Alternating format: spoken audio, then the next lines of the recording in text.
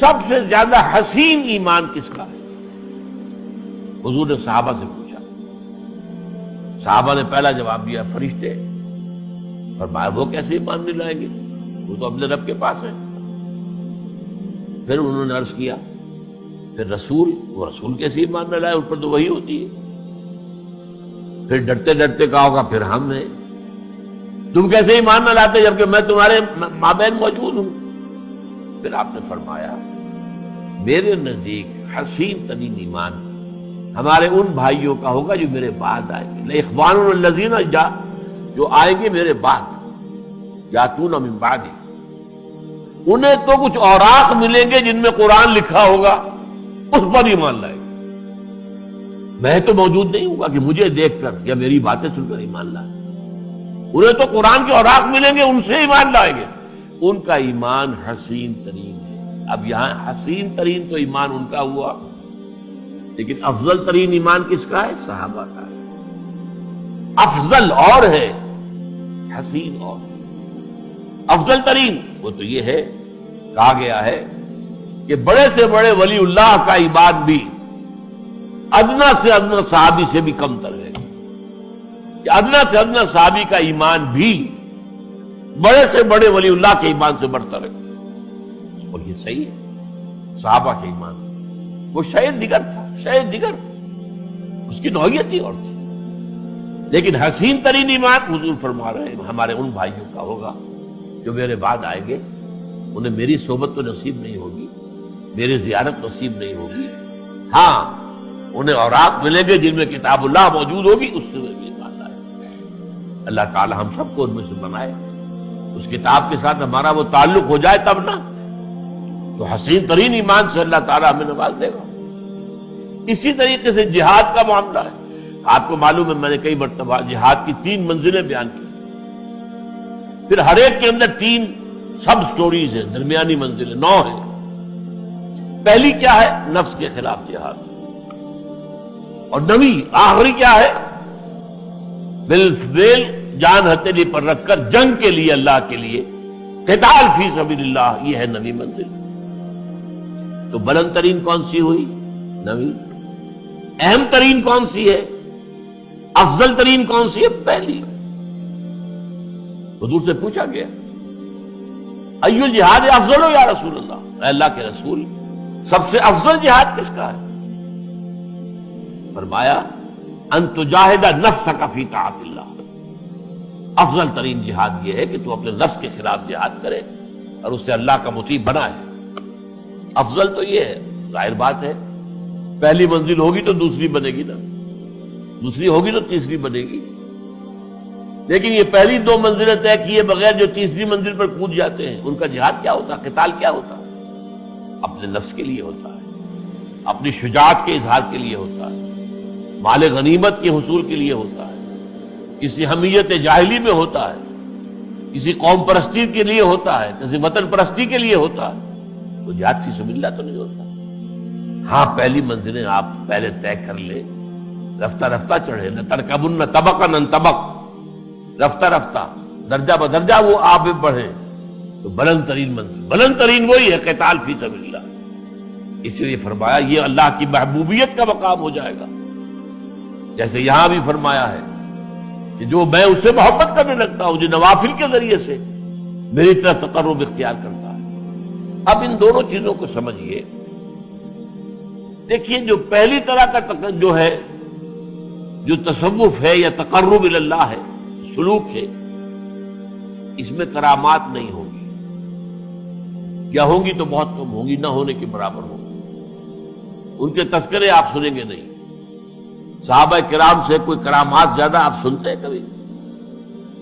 کرامات اولیاء اور اولیاء کے حالات و واقعات جس طریقے سے ان کی کرامات کا بیان ہوتا ہے، تفصیلات ہوتی ہیں، اگرچہ ان میں مبالغہ ہوتا ہے، ان میں جھوٹی روایات بھی ہیں، لیکن ہم قائل ہیں جیسے رسولوں کے لیے معجزات، ایسے ہی اولیاء اللہ کے لیے کرامات۔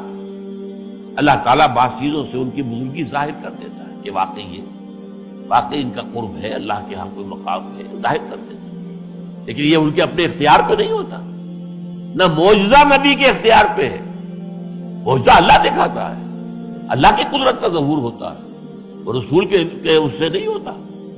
قرآن مجید میں سورہ نعم میں موجود ہے. حضور کو بھی کبھی کبھی خیال ہو جاتا تھا، چونکہ قریش نے جو ہے ایک طرح سے یہ کارنر کر دیا تھا حضور کو. اگر رسول ہو تو دکھاؤ یہ معجزہ، دکھاؤ آسمان پر چڑھ کر دکھاؤ، جیسے اور رسولوں نے معجزے دکھائے تھے. حضرت صالح کو ایک اونٹنی برآمد کر کے دکھا دی تھی، چٹان کے اندر سے ایک گابن اونٹنی برآمد ہو گئی لوگوں کے نگاہوں کے سامنے. لوگوں نے مطالبہ کیا اور انہوں نے دعا کی، اللہ نے وہ معجزہ دکھا دیا. دکھاؤ، اگر تم رسول ہو تو تمہارے لیے ایک باغ جو ہے اس مکے کی سرزمین میں بن جانا چاہیے، جس میں کھجور کے درخت بھی ہوں اور پودے ہوں، انگوروں کی بیلیں بھی ہوں اور اس میں چشمے بھی جاری ہوں. سورہ بنی اسرائیل میں تفصیل ہے اس کی. لیکن یہ کہ حضور صلی اللہ علیہ وسلم کے دل میں بھی اب ظاہر بات ہے کہ حضور تو نہیں دکھا سکتے، اللہ تعالیٰ کے اختیار میں ہے. بات تو یہ کہا گیا کہ میں نے تم سے دعویٰ کہا کہ میں نے خدائی کا دعویٰ تو کیا ہی نہیں جو مجھ سے یہ مطالبے کر رہے ہو. میں نے تو صرف یہ کہا ما کنت الا بشر رسولا، میں تو بشر ہوں، رسول ہوں. ہاں میرے پر وحی آتی ہے، وہ وحی کا پیغام میں تمہیں پہنچا رہا ہوں. تو دعویٰ جس کا ہوتا ہے اس کے مطابق اس سے مطالبہ کرنا چاہیے تھا.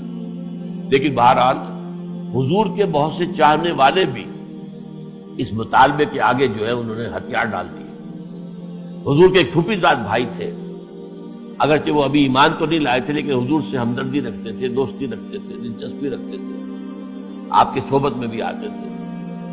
ایک روز ایسے ہی محفل میں قریش نے جب سارے مطالبے کیے، جب وہاں سے حضور واپس جانے لگے تو انہوں نے کہا کہ دیکھیے آج تو آپ کی قوم نے آپ پر حجت قائم کر دی ہے، آپ واقعی اگر رسول ہیں تو یہ معجزے دکھائیے.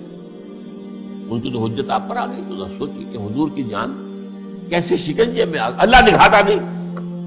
اللہ کیوں نہیں دکھاتا؟ اس لیے کہ اللہ مہلت دینا چاہتا ہے. ایسا کھلا معجزہ دکھانے کے بعد قوم کو مہلت نہیں ملتی، پھر بھی ایمان نہ لائے تو برباد، تباہ، ختم. اللہ ابھی چاہتا تھا یہ قوم مہلت ملے، اس میں سے اور نکلے، ابھی اور مکھن ان میں سے آئے نکلے، اور اس کے بعد وہ جویت فراہم ہو جائے کہ باطل سے مقابلہ ہو سکے. تو اللہ تعالیٰ کے ایک فیصلہ یہ تھا کہ ہم نہیں دکھائیں گے. بلکہ ایسے بھی الفاظ آئے ہیں کہ اگر اے نبی آپ کے اندر قدرت ہے تو آسمان پر سیڑھی لگا لیجئے یا زمین میں کوئی سرنگ لگا لیجئے اور لے آئیے کوئی معجزہ. ہم معجزہ نہیں دکھائیں. یہ صورتحال ہے کہ معجزہ رسول کے اختیار میں نہیں ہوتا، البتہ اللہ دکھاتا ہے. تو معجزات کے ہم قائل ہیں. یہاں تو معجزات کا انکار کرنے والے موجود ہو گئے. سر سید احمد خان نے انکار کیا اور ان کے جو مکتبہ فکر کے لوگ ہیں سب انکاری ہیں. تو کرامات کو کہاں مانیں گے؟ لیکن ہم مانتے ہیں. اللہ تعالیٰ اپنے نیک بندوں کی بزرگی کو لوگوں پر ظاہر کرنے کے لیے، آشکارا کرنے کے لیے ان کے ذریعے سے ایسی دکھا سکتا ہے، انہیں کشف ہو سکتا ہے. کشف کا معاملہ تو حضرت عمر کے ساتھ بھی ہوا رضی اللہ تعالیٰ، مشہور واقعہ کہ میدان جنگ جو ہے وہ تو شام میں ہے، حضرت ساریہ جو ہے وہاں کمانڈر ہیں، حضرت عمر خطبہ دے رہے ہیں مسجد منبر پر کھڑے ہوئے، لیکن اچانک کہتے یا ساریہ الی الجبل. اب یہاں لوگ حیران ہیں، یہ کیا کہہ دیا آپ نے؟ یہ خطبہ کے اندر دوران کوئی ربط کلام نہیں، کوئی بات نہیں، کوئی ساریہ یہاں موجود نہیں. یا ساریہ الی الجبل، پہاڑ کی طرف ہو جاؤ. وہ غلطی کر رہے تھے، ٹیکٹیکل جو ہے ان سے مسٹیک ہو رہی تھی. بجائے اس کے کہ پہاڑ کو اپنی پشت پر رکھے، وہ کھلے میدان کی طرف جا رہے ہیں جہاں پہ کہ انہیں گھیرا جا سکتا. تو آپ نے اللہ نے انہیں وہ میدان جنگ دکھایا. آج ہمیں ٹیلی ویژن سے نظر آ جاتا ہے. فرق کیا ہے؟ اللہ تعالیٰ کی قدرت سے تو بعید نہیں تھے نا. ٹیلی ویژن بھی اگر چلتا ہے تو انہیں عناصر کی بنیاد پر ایجاد ہوا ہے نا جو اللہ نے بنائے ہوئے. یہ ساری چیزیں ہم نے دریافت کی ہے، تخلیق نہیں کی ہے. خالق تو وہ ہے، دریافت ہم نے کی ہے. ہم نے ان کے اندر سے ان کو جو ہے وہ جانا ہے، ان کا علم حاصل کیا کہ یہ قدرتیں جو ہے، بجلی ہم نے پیدا تو نہیں کی، بجلی دریافت کی ہے. تو یہ دریافتیں ہیں ہماری، ورنہ جو تقدیر تو اللہ کی ہے. تو اگر ٹیلی ویژن کے ذریعے سے آج ہمیں دکھا سکتا ہے وہ، تو بغیر ٹیلی ویژن کے کیوں نہیں دکھا سکتا تھا حضرت عمر کو رضی اللہ تعالیٰ. تو ہوتے ہیں لیکن بہت کم.